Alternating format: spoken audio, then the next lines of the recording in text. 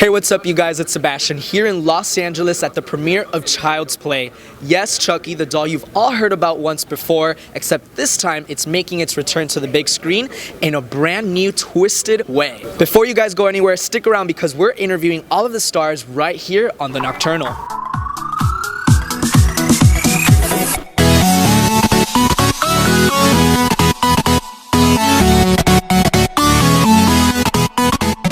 Talk to me a little bit about how you got involved with this project. Right, so, I'm just a journeyman actor and I've got an audition like everybody else, and I went in, I didn't know what the project was for. A lot of times with these bigger movies, they don't give out a lot of information because they don't want spoilers, so I just went in, they gave me a bunch of scenes and I did them, and I kind of improv'd a couple of pieces in the scene, and the director was like, whoa, wait, was that in the scene? I was like, no. He's like, oh, great, really? Okay, do that again.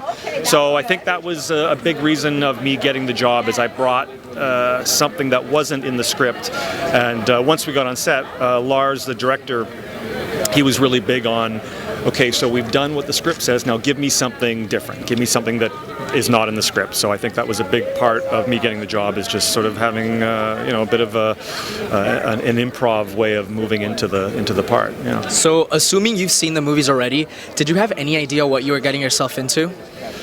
Not really. I assumed, because I knew it was going to be a little bit of a reboot of not following canon of the original series, and they were going to change it. And then I found out that it was going to be based sort of in AI gone wrong, and I thought that was really exciting. I mean, it seems very topical nowadays. Everybody's got their phones, and their phones are basically telling them what to do all day long. And when the phones don't work, people are like panic, and it almost goes into apocalyptic cannibalism.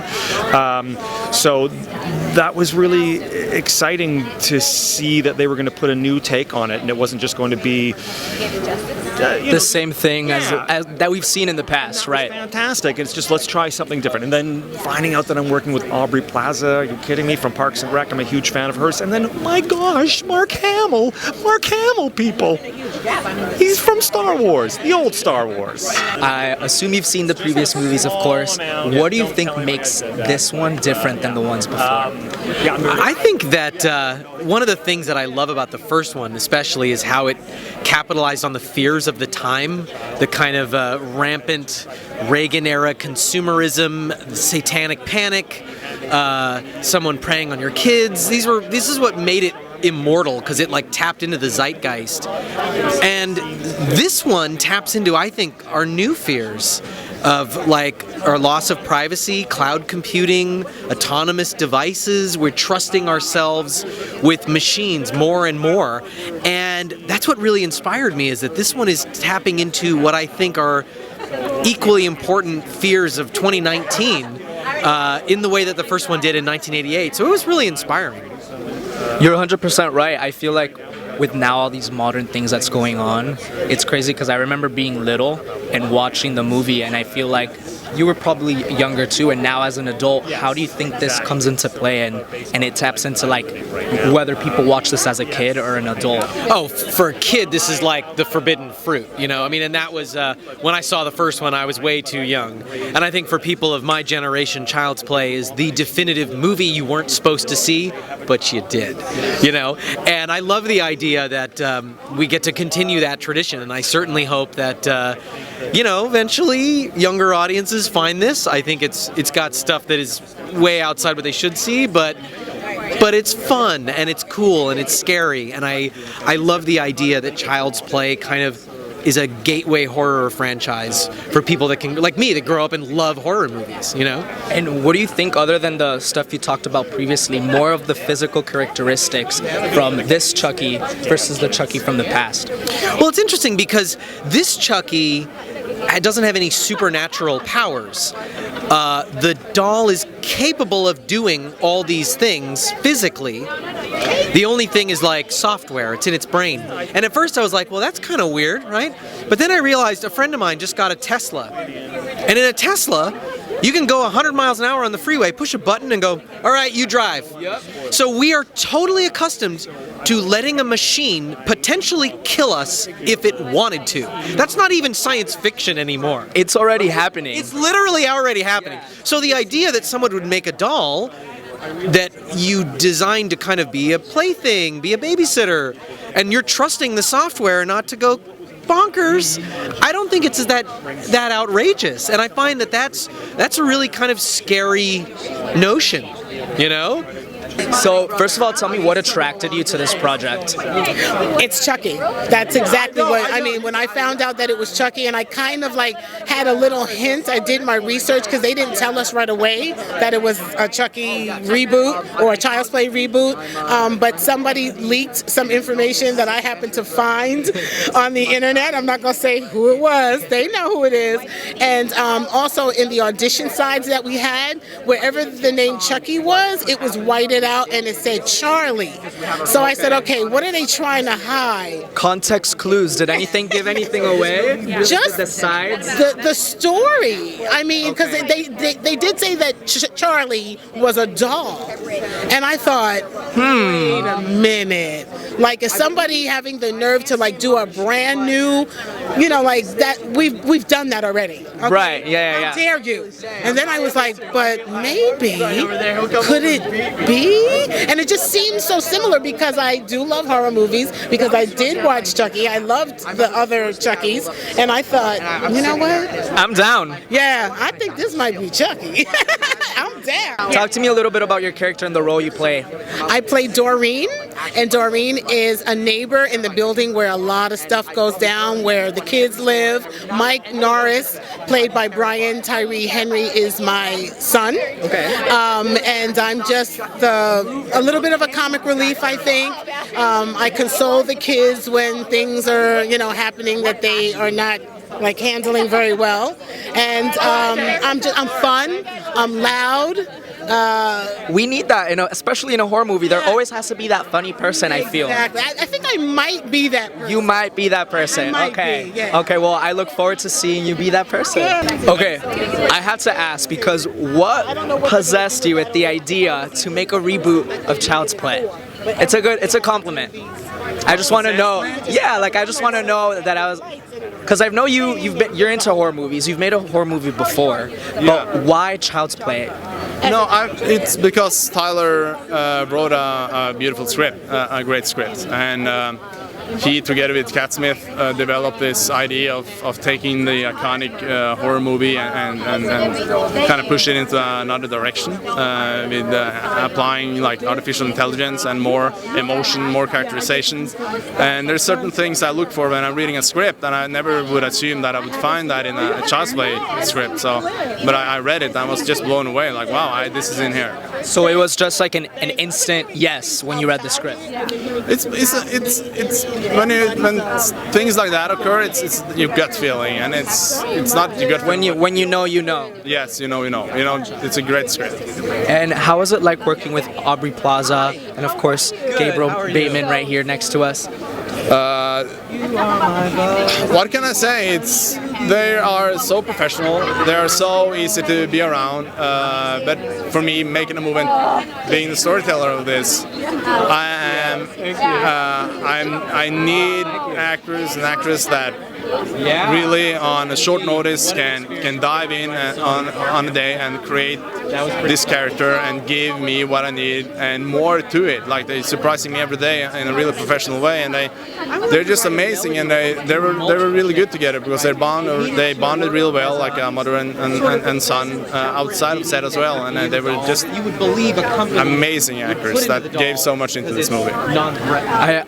What is something, without giving too much away, what was like one of your favorite scenes, or something that audiences can look out for, something that you felt like, okay, this scene is gonna grab people's attention? In this movie? Yeah. And so I'm really happy with the climax of the movie, in a way that it's peak in the characterization and the arc of the characters at the end. At the same time, it deals with a lot of like sequences and scenes that are very action-filled, and it deals with all the kind of special effects and practical effects and everything kind of combined. And it was a tough thing to put together, but I think we ended up in a really cool place. First of all, this isn't even your first horror movie.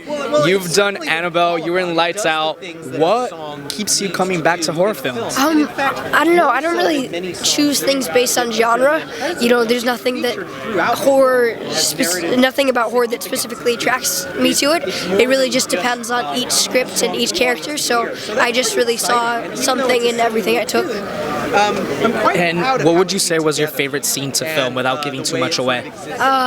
Anything with Aubrey was so fun to film, and Brian. And I would say pretty much anything with Aubrey or Brian was amazing to film, or any of the stunts. Those were fun too. I assume, of course, before you did your research and you saw the other Child's Plays movies, what do you think is like one of the big differences between the older ones and the ones today? I think the biggest difference is Chucky. In this version, he's not possessed. He's AI, and he's like a quick learning AI with no barriers. So he's not really evil in the beginning. You see him, learn to become evil through bad influences, and there's like a sympathy aspect to him. And another big difference is obviously Andy's a lot older in this one, but also I think it's more character driven. There's a really strong bond between all of the characters, and I think that's what really drives the movie. And now talk to me a little bit about what it was like working with the director and with Aubrey. Well, I'll start with Lars. Working with Lars was really amazing. This is his second ever film that wasn't in Norway, so he's obviously pretty new to it, which is really interesting to watch, like how he brings things to it. And I've worked with a few new directors, and it's a really, really great experience. I think they're just so untapped into, if that makes sense. I don't know. No, it makes total sense. But also he's like a giant Norwegian teddy bear, so he was so fun to work with. And working with Aubrey was the worst experience of my life. No, I'm kidding. I'm kidding. Working with Aubrey was awesome. We bonded really, really fast. We were always pranking each other and messing with each other, so I would definitely say we have like a... Lars told me earlier that you guys did a little bit of bonding outside of filmmaking, and that you guys kind of had that mother-son dynamic. Tell me how that was like. Tell me what did you guys do? Did you guys hang out outside of filming, or? Well, I'd say it's probably more like sister-brother. Okay. But yeah, it was her idea, despite what she might say, to start a prank war. So that's kind of what started everything. Who started it? She started it or you did? Well, she tried. So this is what happened. She tried to trip me once. She failed, and then I tried to trip her like twice, and then she texted me that she wanted to have a prank war. So that's kind of where everything started. So I'd say she started it. You play the detective, so that means you get to kick some ass in this movie. Tell me, what was that like? It was really great. It was this was a really fun experience. Our director Lars was really vocal and making sure we had a lot of fun. Even though he was raised in a military background, so it made things a lot more fun and interesting. But I got to play with Aubrey Plaza and Gabriel and Mark Hamill. So like at the end of the day, it was just like the best thing that could have ever happened. And now, quickly, without giving too much away, what's one of your favorite scenes? Something that you think is gonna shaking up. Honestly, when I first meet Andy, because I think that's something that you really get to see is like, we know it's about this doll, but the human relationships in this movie are also important. So there's a whole scene of me and Aubrey and Gabriel together. It's one of my favorites. First of all, we have to point out that incredible clip that you have right there. Oh, thank you so much. Well, I was going to be like, what was the inspiration? But of course, we all know what the inspiration behind Murder. that was. Tell me what attracted you to the role. I really loved the idea of being in a Chucky movie just because it's such an iconic character, and I thought it was a really clever way to make Chucky relevant again and bring Chucky back to the theaters. And it's just a really different part for me. I play a young mom. I've never played a mom before, and I've never been in a horror movie before, and I thought this would be a good first one. So I feel like your role, Karen, is like that mom that is willing to do whatever it takes to protect her child. Tell me a little bit about that. I feel like earlier today, Gabriel was telling me how you guys kind of were pranking each other off set. Yes. How was that bond between the two of you and that dynamic of like, did you guys have like a mother-son type of, how was it like on set or off set? We're friends. He's 14, so he's not super young, but we had fun. We would mess with each other. Gabriel's really funny. We instantly got in a prank war, and we're just trying to scare the shit out of each other pretty much every day. So that was the theme. But I think that was good for our relationship on screen because we just got really comfortable with each other and like made each other laugh and stuff, and try to scare each other. Tell me, how was it like working with the director to bring this iconic, scary character to life? It was cool. Lars wanted to do a lot of things practically, so there was a lot of Chucky dolls on set, which was creepy, but cool. And yeah, he kind of had like an old school kind of approach to it, which I really liked. Was there something that frightened you the most while filming? Probably just being hung at the end. It's never fun to have a rope around your neck and blood all over you and stuff like that. That wasn't so fun, I guess.